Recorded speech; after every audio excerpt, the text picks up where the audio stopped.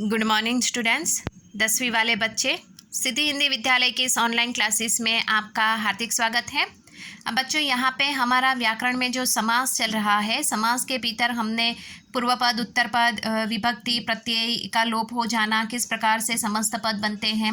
हिंदी भाषा के भीतर समास के 6 प्रकार है। उसमें तत्पुरुष समास हमने देखा, दूसरे उसके उपभेद देखे, 6 उपभेद, ठीक है। उसके बाद हमने दूसरा जो यहाँ पे समास का प्रकार देखा वो द्वंद्व समास देखा। तीसरा हमने द्विगु समास देखा, ठीक है, आगे वाले वीडियो में। तो उसकी थोड़ी सी चर्चा कर लेते हैं। द्विगु समास में मैंने आपको क्या याद रखने के लिए कहा था बच्चों? यहाँ पे मैंने आपको संख्या याद रखने के लिए कहा था। उसकी परिभाषा एक बार हम सुन लेते हैं। जिस समास में पहला पद संख्यावाचक विशेषण हो तथा समस्त पद समूह बोधक हो वह द्विगु समास कहलाता है। वो क्या कहलाता है? द्विगु समास। उसके करीबन मैंने यहाँ पे आपको कुछ एक करीबन 10 उदाहरण भी आपको बताए थे, जैसे पंचतंत्र, 5 तंत्रों का समूह, पंजाब, 5 नदियों का समूह, शताब्दी, 100 वर्षों का समूह, सप्तश्री, 7 ऋषियों का समूह, पंचरत्न, पंच में 5 संख्या है, रत्न कितने हैं? 5, तो 5 रत्नों का समूह। नवरात्रि, तो उसमें 9 संख्या है, ठीक है। रात्रि कितनी है? 9, तो 9 रात्रियों का समूह। त्रिलोक, चौमासा, त्रिवेणी, सप्तशई, तो सप्तशई, ये जितने भी शब्द मैंने आपको बताए तो ये यहाँ पे द्विगु समास में आते हैं। तो बिल्कुल उसी प्रकार से यहाँ पे अब समास का जो आगे वाला प्रकार है, जो कौन सा है? कर्मधारय समास। कौन सा? कर्मधारय समास। अब सबसे पहले इस समास की हम चर्चा करने से पहले मैं आपको विशेषण और विशेष्य के बारे में बता दूं, ठीक है। तो यहाँ पे एक उदाहरण हम लेंगे इसमें से ही, जैसे कि यहाँ पे पीताम्बर, ठीक है। पीताम्बर, उसका जो विग्रह किया है पीला है, जो अंबर, अंबर यानी ब्रैकेट में लिखा है वस्त्र, ठीक है। तो पीला, पीला यहाँ पे रंग है और अंबर यानी वस्त्र, वस्त्र विशेषण है। वस्त्र की विशेषता दर्शाने वाला शब्द कौन सा है? पीला। अब जैसे कि यहाँ पे सबसे ध्यान से सुनिएगा बच्चों, वस्त्र, ठीक है, अंबर यानी वस्त्र, वस्त्र कौन से रंग का है? पीला। तो यहाँ पे सबसे पहला जो यहाँ पे विशेषण है, ठीक है, संज्ञा की विशेषता दर्शाने वाले, संज्ञा कोई भी हो सकती है, व्यक्ति का नाम, वस्तु का नाम, पहाड़ का नाम, किताब का नाम, किसी जानवर का नाम, कुछ भी हो सकता है, कोई भाव। समझ में आया? यहाँ पे संज्ञा के भी 5 प्रकार होते हैं। नामवाचक संख्या यहाँ पे है ना, तो भाववाचक संज्ञा।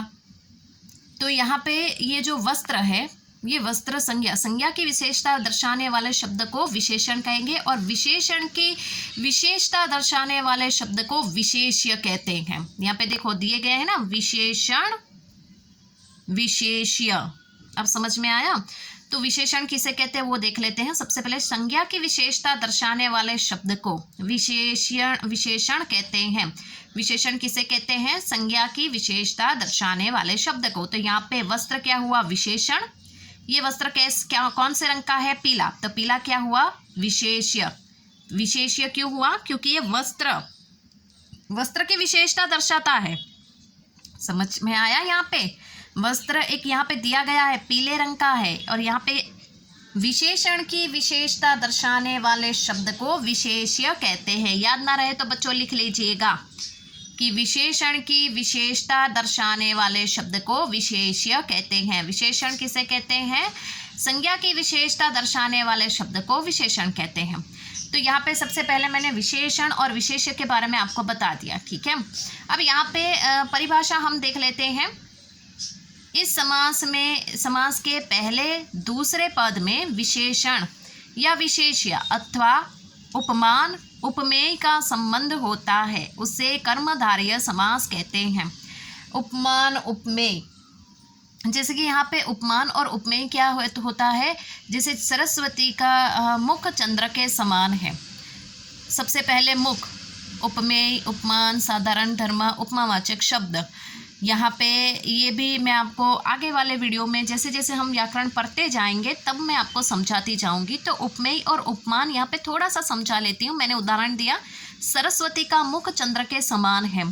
तो सरस्वती का मुख, ठीक है, ये क्या हुआ, उपमेय, जिसकी तुलना करनी है वह, मुख की तुलना करनी है हमें, तो ये क्या हुआ, उपमेय उपमान, ठीक है। यहाँ पे मुख की तुलना किसके साथ, सरस्वती के मुख चंद्र के साथ, उसके मुख मतलब उसका मुख कैसा है, चंद्र जैसा। तो यहाँ पे सरस्वती का मुख, उपमेय उपमान, चंद्र, जिस वस्तु की तुलना करनी है वह, और जिसके साथ तुलना करनी है वह, यहाँ पे देखो वस्त्र, जिस वस्तु की तुलना करनी है वह, जिसके साथ तुलना करनी है वह, पीला, इसके साथ वस्त्र कैसा है, पीला। घनश्याम, घन यानी बादल, बादल के समान, बादल कैसे होते, काले, श्याम, ये घनश्याम शब्द भगवान श्री कृष्ण के लिए, पीताम्बर शब्द भी भगवान श्री कृष्ण के लिए, समझ में आया। तो श्याम यानी काला रंग, तो भगवान श्री कृष्ण घन के समान यानी, धन के समान यानी कि यहाँ पे कैसे, बादल के समान है। तो ये परिभाषा बिल्कुल ऐसी ही है। मैंने आपको ये उपमेय उपमान विशेषण विशेष्य समझा दिए इसके लिए, ताकि आपको ये समझने में परेशानी ना हो। और ये समझेंगे ना बच्चों तो बिल्कुल कर्मधारय समास आपकी समझ में आ ही जाएगा। इस समास के पहले दूसरे पद में विशेषण विशेष्य अथवा उपमान उपमेय का संबंध होता है, उसे कर्मधारय समास कहते हैं। आपको क्या याद रखना है, विशेषण और विशेष्य, ज़्यादातर तो विशेषण विशेष्य ही आपको याद रखना है। अब उदाहरण देखते हैं बच्चों, उदाहरण से आपको ज़्यादा समझ में आएगा। जैसे मैंने यहाँ पे बताया, पहला समस्त पद कौन सा है, पीताम्बर, विग्रह करने पर पीला है जो अंबर, अर्थात पीला है जो वस्त्र, अंबर यानी वस्त्र। तो वस्त्र विशेषण है, वस्त्र का रंग कैसा है, पीला, पीला रंग, विशेष्य वस्त्र विशेषण। अब समझ में आया। तो यहाँ पे विशेषण ये हुआ वस्त्र और पीला क्या है, विशेष्य। अब समझ में आया। घनश्याम, घनश्याम भगवान श्री कृष्ण के लिए ये शब्द का इस्तेमाल किया जाता है।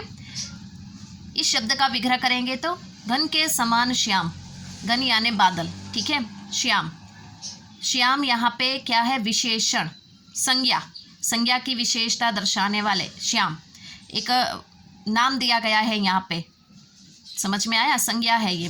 तो संज्ञा की विशेषता दर्शाने वाला शब्द कौन सा है, श्याम, उसकी विशेषता, ये विशेषण है। और विशेषण की विशेषता दर्शा मतलब श्याम कैसे हैं, घन, घन यानी बादल के समान। अब समझ में आया, ये विशेष्य है। नील कमल, सबसे पहले विग्रह करो, नीला है जो कमल, नीला है जो कमल, कमल क्या है, विशेषण, कमल कौन से रंग का है, नीला, तो नीला क्या हुआ, विशेष्य, कमल की विशेषता दर्शाता है नीला रंग, एक निश्चित है, कमल कैसा है, नीले रंग का। उसके बाद चंद्रमुख, चंद्रमुख, विग्रह करो, चंद्र के समान मुख, चंद्र के समान मुख, मुख क्या है, यहाँ पे उपमेय उपमान आएगा, उपमेय पर उपमान का आरोप करना, मुख कैसा है, उपमेय, ये उपमेय है, चंद्र क्या है, उपमान, ये मुख, इसको यहाँ पे हम इस तरह से देख सकते हैं, समझ में आया। इसको इस प्रकार से हमें लेना है बच्चों। मुख चंद्र, चंद्र मुख यानी चंद्र के समान मुख, मुख कोई चंद्र नहीं है, मुख को देखेंगे तो वो चंद्र नहीं दिखता है, लेकिन यहाँ पे सिर्फ हमें तुलना करनी है, सिर्फ कल्पना करनी है। अब समझ में आया। उसके बाद श्वेत पत्र, विग्रह करो, श्वेत है जो पत्र, श्वेत है जो पत्र, पत्र यहाँ पे विशेषण, पत्र कैसा है, सफ़ेद रंग का, काला नहीं कहा है, समझ में आया।